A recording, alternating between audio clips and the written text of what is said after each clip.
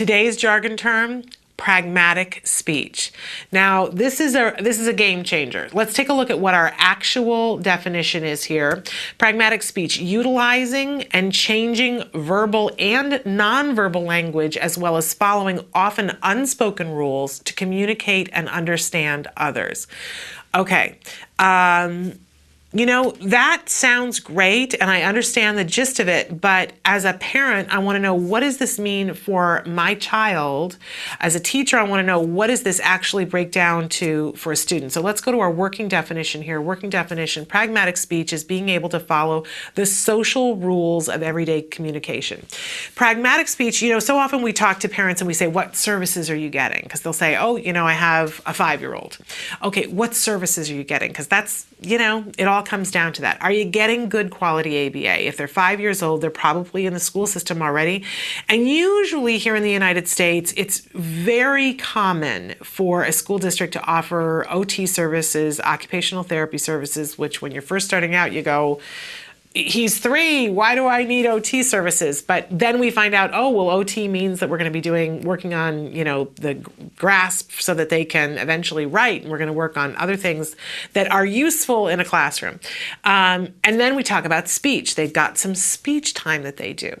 And a lot of times you guys have been writing in saying, well, you know, should we be doing the speech? They get pulled out of class to do this, or should we give up our ABA hours to spend time on speech, not really understanding what's going on. And depending on what the speech is offered by your speech and language pathologist, a lot of times you're getting the mechanics of it, working on diction and being able to pronounce words, which is crucial, right?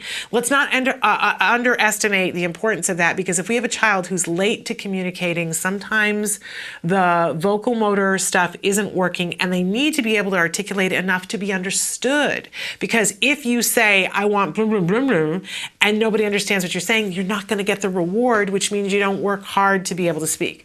So that portion of speech is important. Let's not minimize it, right? But it can be worked on in lots of different settings. But a lot of times what happens is the child gets their diction under control, and then the school says, that's it for the speech. There's no more speech in the IEP. And that's why I wanted to talk about pragmatic speech today, because we have the ability as a parent to ask, can we now focus on pragmatic speech? Because you can have the best diction in the world, but if you don't understand how to use language and how to change your language based on the circumstances, you're not going to get very far with your communication. And that's what pragmatic speech does. Think of it as the social skill area of speech. It's when we marry all of the social rules, and this is how you behave in this circumstance, and this is what you do in this circumstance, and we marry that with our ability to communicate. And what we get when kids understand the rules of pragmatic speech, we get kids who fly. So pragmatic speech, really, really important. It is something that you can ask for.